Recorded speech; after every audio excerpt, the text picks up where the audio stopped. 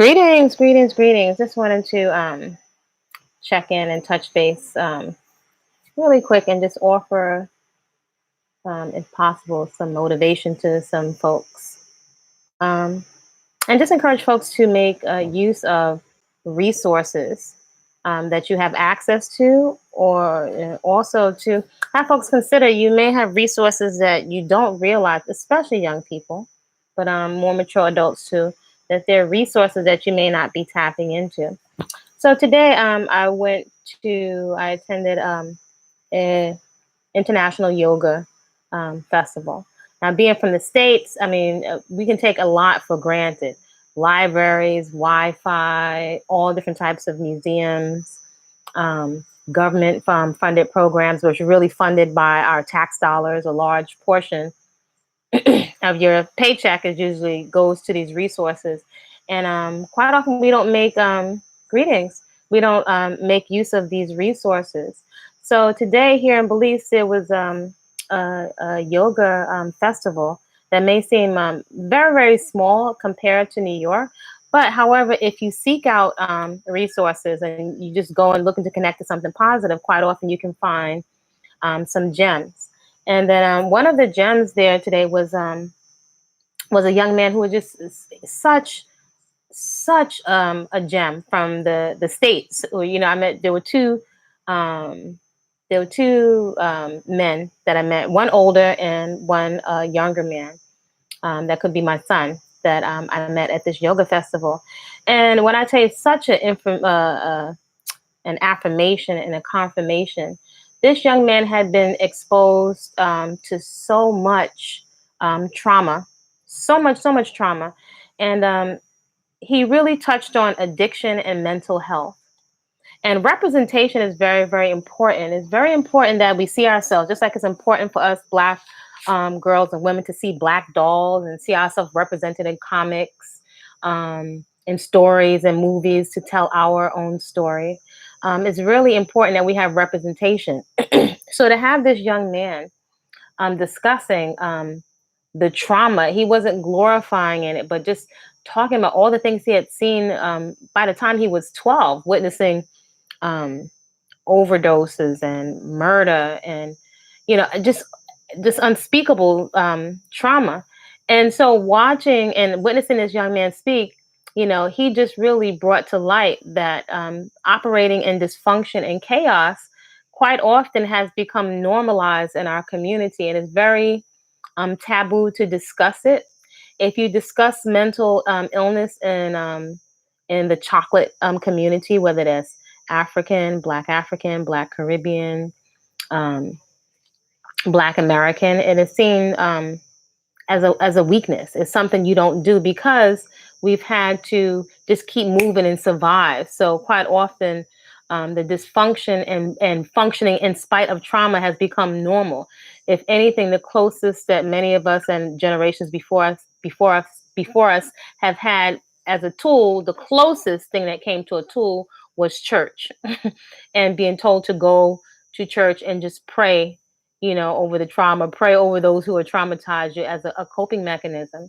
So this young man was so grounded and so articulate, and he was so vulnerable, and he was so honest. He was so honest, and he made so many different things come to mind as to what people are seeking going into cults. Uh, we can have a tendency to demonize people that seek counsel, assistance, guidance, when these are the most natural. These are the most natural things from human beings. We learn from other humans, and we learn from, hopefully, ideally, people that are older, the older generations. It's the most natural thing. And so there's so much confusion, so much misuse of power, so much misuse of positions of authority. And, we can go from one extreme to another, and just trying to find our way and have some semblance of sanity. We can sometimes just rationalize very dysfunctional behaviors, and so much chaos and trauma has become normal. And we're walking around quite often imploding and exploding on each other, right? sometimes being powerless to affect change on an institutional level, right, in terms of economics, on so many levels. But this young man was such a confirmation. He was so honest about, thinking he had finally made it out of all of this trauma he had been exposed to. And at a young age, created a personal training business in which he was able to flourish. And something that this young man said, he said that in a lot of the work that he was doing with clients, his own past traumas were triggered.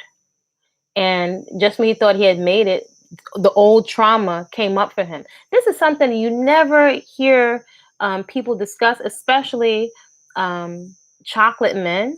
And I don't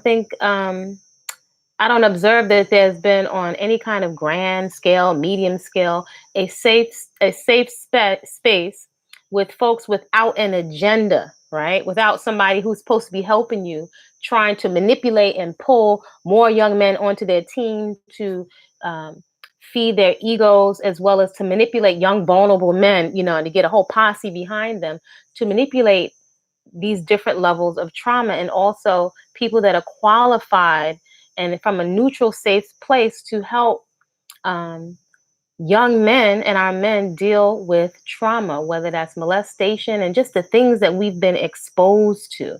Usually it's only been religion. And so I thought this young man was so brave to just put himself out there and say when he thought he had made it, he became addicted to the things that were supposed to be to help him. He was diagnosed with anxiety and depression. So if you were to say that in the chocolate community, that's par for the core. Suck it up, keep moving. You got to get up at 6 o'clock or whatever and go to work. Long hours, suck it up. And so for this man to even say that, to just say in a very relaxed way, he got addicted to painkillers, Vicodin, which was something I know some of my more affluent clients in the States, it's like nothing it's like a light thing, like an aspirin for their doctors to prescribe Vicodin to them for pain. At one time, I didn't even know what Vicodin was. I didn't know that it was highly addicted, but also the stigma is not attached to it, depending on the demographic that you're coming from. So, it was just so much confirmation, continued confirmation that a lot of the healing that we seek is going to have to come from us. But it's like you're having to have healthy boundaries and be a critical thinker on all sides. That we can't. I've observed we can't afford to take a favorite side on anybody's side, because so many people are traumatized and have their own agendas. And quite often, some of the people you go to for help can manipulate you, especially if you're young or you may not be experienced. So it's quite a journey. But it was I can't even say refreshing was the word, but it was really a confirmation to see this young man.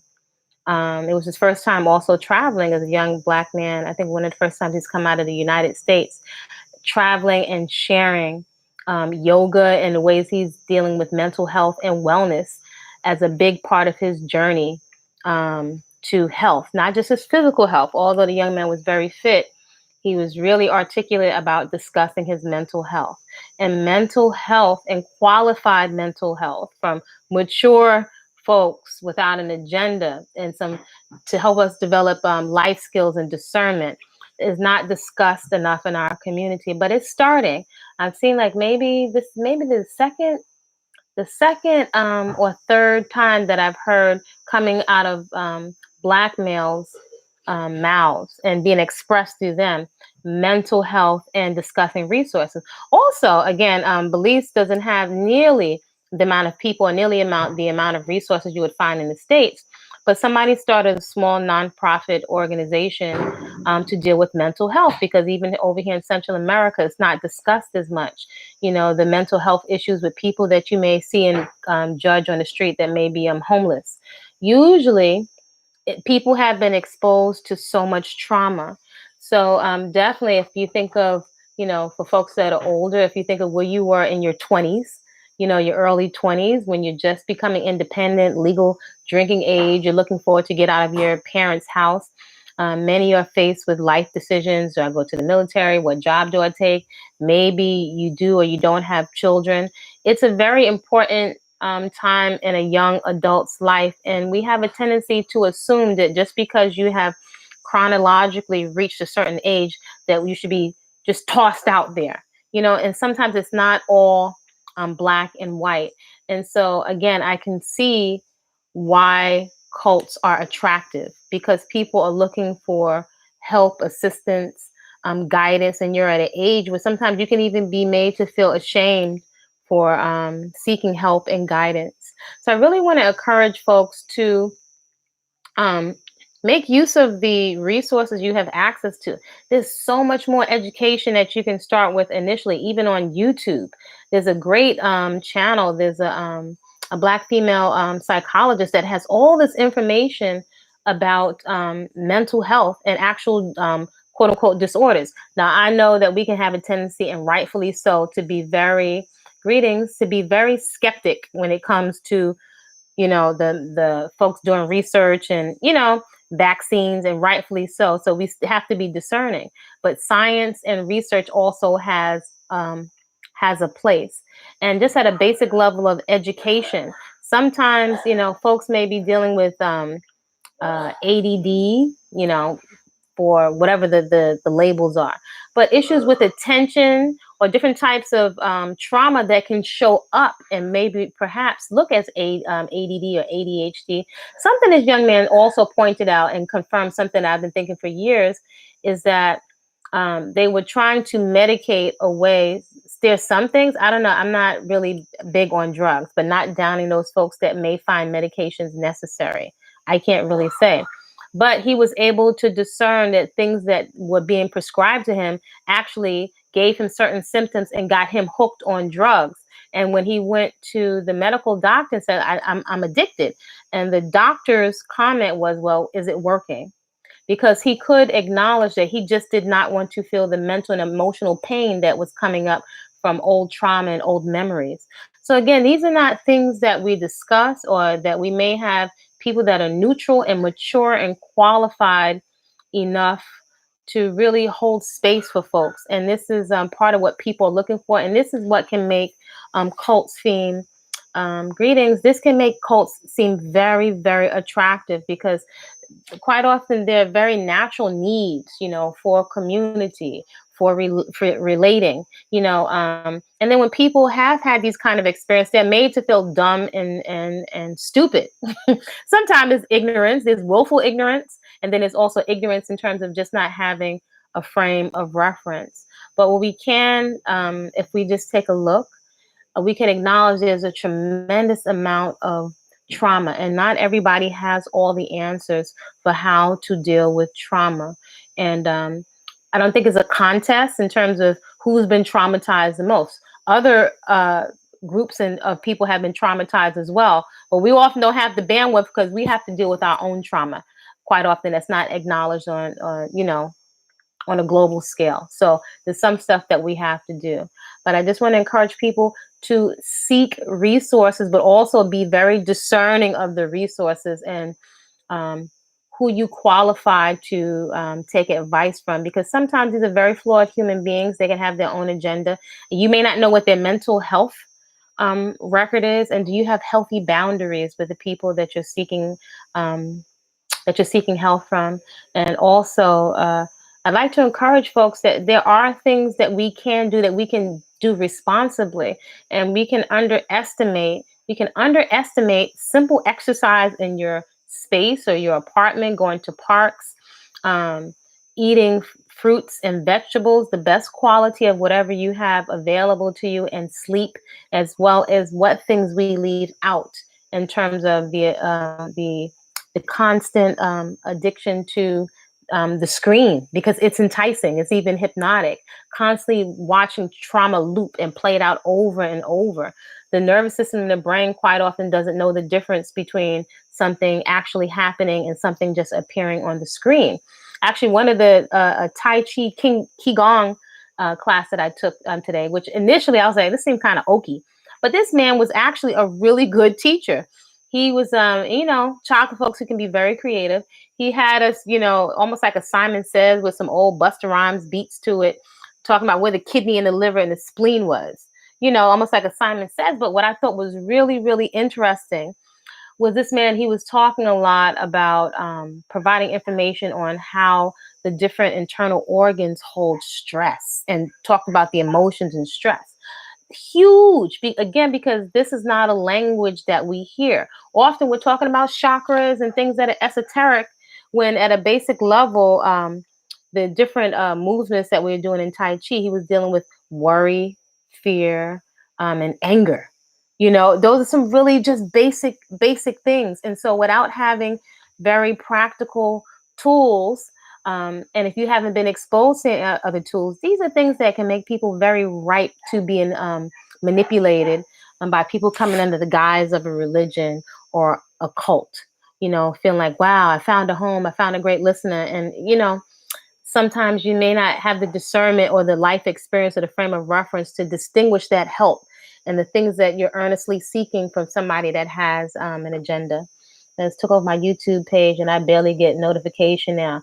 Well, if your mom took over your YouTube page, that might be a good thing, because it's some good stuff there, but it's also a lot of can be very dangerous. You have a lot of people with no face and with avatars sometimes communicating with you. And then also just the stress of thousands of people's random opinions can be very, very distracting. So again, I just want to encourage people to, shout out to your mom, and maybe you appreciate it when you get older, but to have some kind of eyes or a mother that's looking out for you, some people don't have that. And I tell you, I didn't appreciate some of the things that my mom was telling me when I was younger, but I did think she didn't have me wearing makeup, even though I begged for it at a young age to garner the attention, some attention that I wasn't ready for. So shout outs to your moms. And hopefully this is the page you can look at, and you can feel free to share this with your mother. But there are resources. If you can, just look out for resources. There's some great mental health resources on YouTube, not to be distinguished with jumping into another cult, but just some definitions on bipolar, ADHD, just to get some basic education. We have access to education. And if you have resources, look for resources.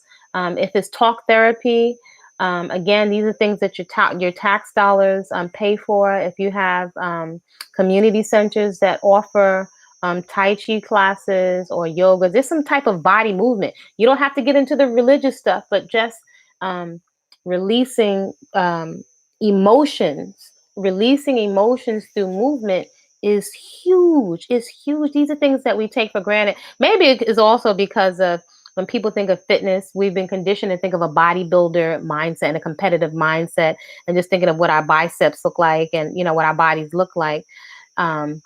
When another way to look at it is looking at movement as a tool for release. I could definitely say that's how it's always appealed to me.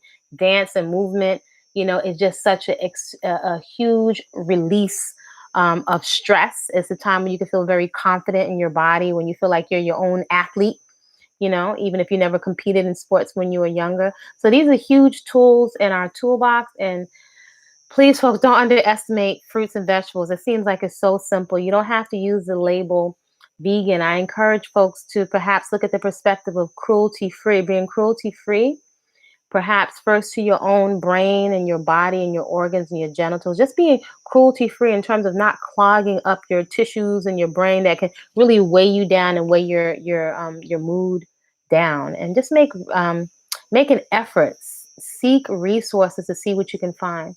So I can't think of this young man's last name, but his name is Quentin.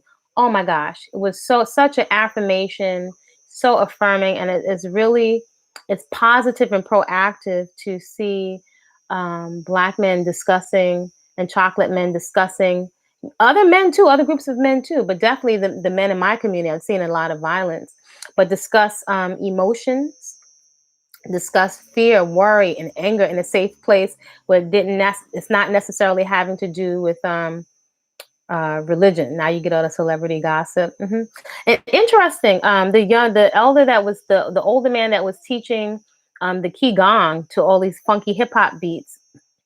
He just briefly touched on for a second on video games and gaming, and he said, well, he gave another perspective that in terms of the desire to win, win, win, win, win with all the gaming, is actually a way of expressing anxiety.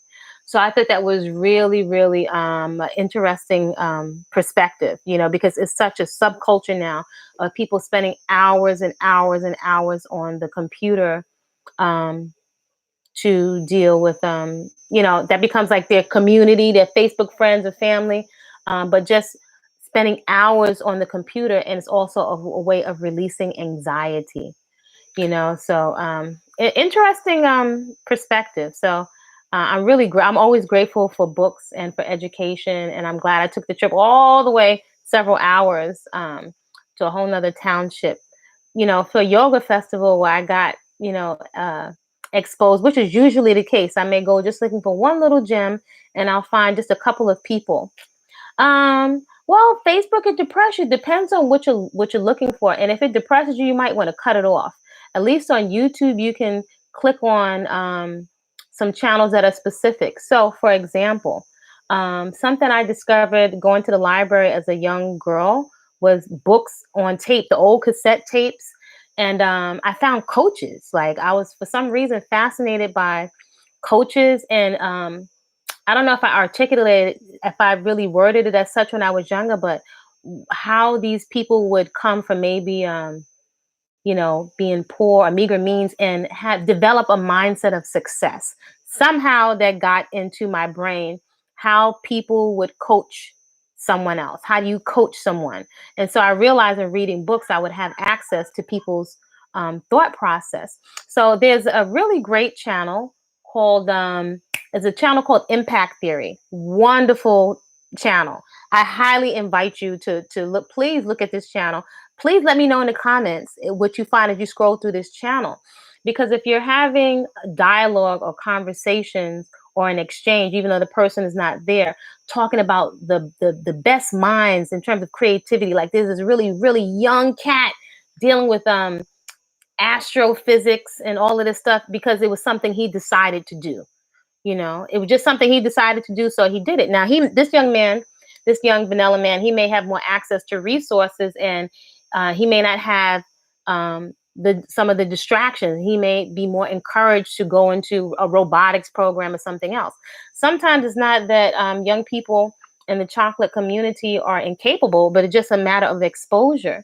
So depending on what channel you're tuned into, that may be determining what you're finding. So you have all different types of people on this particular channel. It's called I think it's Tom Billieu, but it's called Impact Theory. Fantastic channel. There's also another channel of always been fascinated by languages and how we learn, right? These are different conversations. This does not require a cult. There's a one channel called the Paperless Student. One is a young African woman who's studying in medical school. So you get access to how she's studying and also doing it without a lot of paper.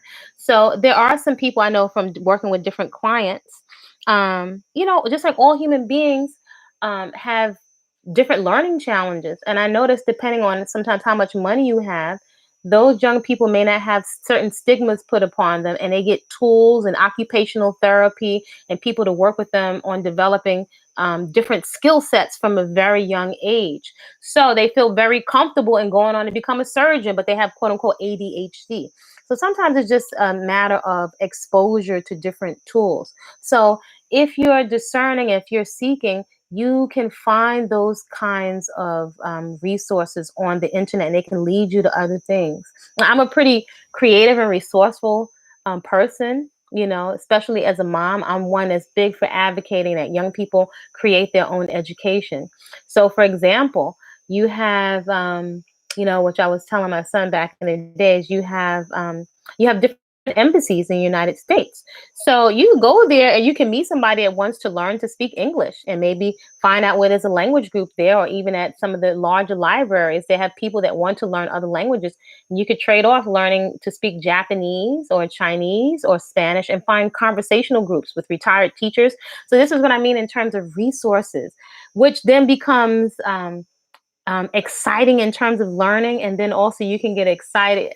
I get excited about finding other forms of currency. For me to learn another language is a form of currency. And it's like to do it sometimes without necessarily the dollars. It's a very creative way of finding resources.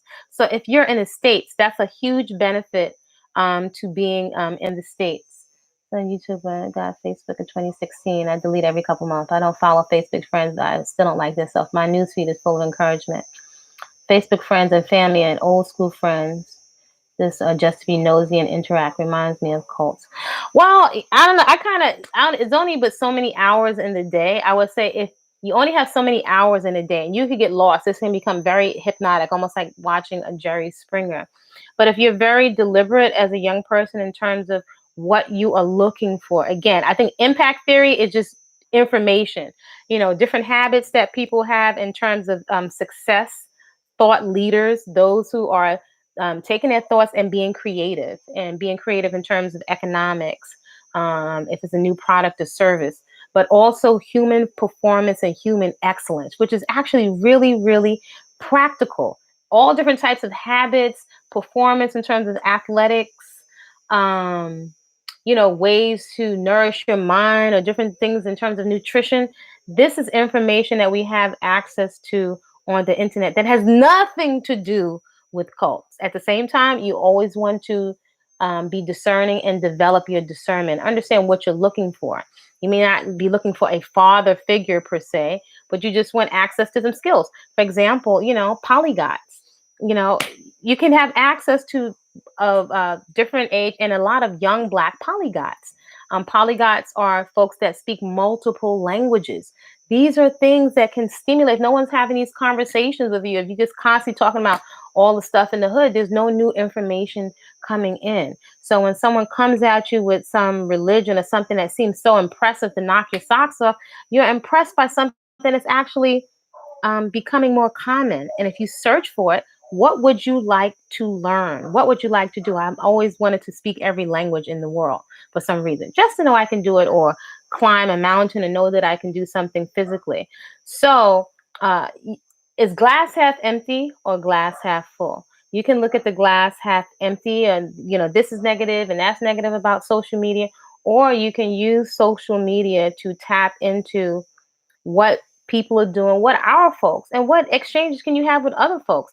I watched this young woman in China growing all kinds. Oh my gosh, she has the most magnificent garden. And then she's building beautiful bamboo furniture. So just to see this young girl doing this in a very simple way, it stimulates creativity. It adds more confidence to, what if I tried? What else can I do? So depending on what you're looking for, that's what you're going to find. So you can have kind of like a tunnel vision. There's a gazillion things out there competing for your attention. So maybe perhaps if you sit down and you write down and kind of get clear on what it is that you're looking for, then you're more likely to find it, because it's so much. It can be overwhelming, which can make some people feel depressed. So you can't fit everything onto your radar at one time.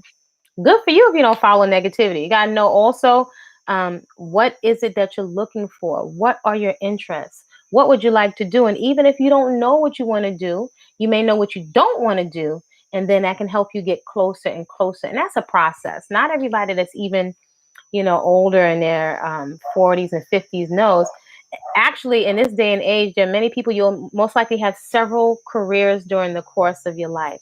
So again, these are some things that are very, very practical, that have nothing to do with religion or cults, right? Parks, physicality, finding some kind of physical play that is very vigorous, whether it's capoeira or playing a drum or bicycling, or maybe perhaps some things that you can do on your own to feel your own personal achievement. These are huge tools that make you feel better and that are tangible. Like, that you've done something, even if your body doesn't change all at the same time. You get such a shot of internal chemicals, chemical free.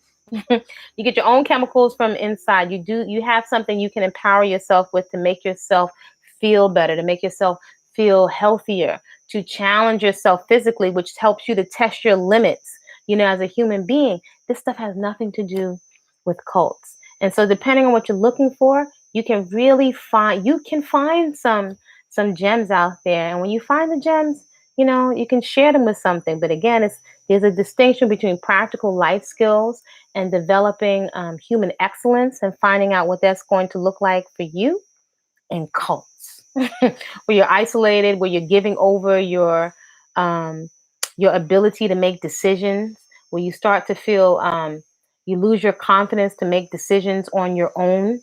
Where you just get into the romanticism, and sometimes it's so impractical that you're in this life, that reality, and not here grounded, on this earth in this life cycle.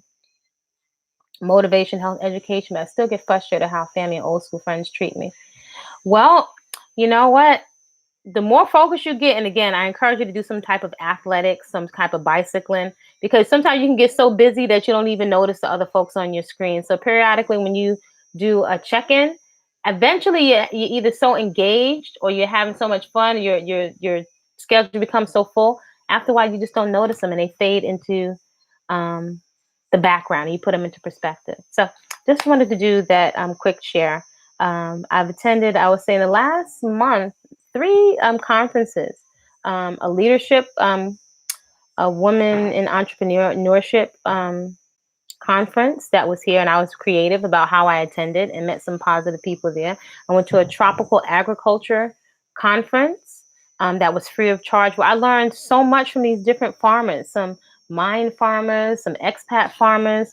They really share their information. And then I just went to this yoga conference where somebody just told me about the other day, and I got a ride. And so again, if you're seeking certain things, you can find it. We just want to add some healthy boundaries and some discernment, cultivate some discernment at the same time. So be encouraged, be proactive. Spirituality equals responsibility, right? Which has some actions attached to it, because ultimately we're responsible for our own lives. You have a bike, you have a gym membership, write music, poetry, inspirational quotes. It's not even that. Well, you have a lot going for you. All right, I'm going to sign off. I want you everyone create a great evening, and take good care and keep your thinking caps on and your eyes open. Take care.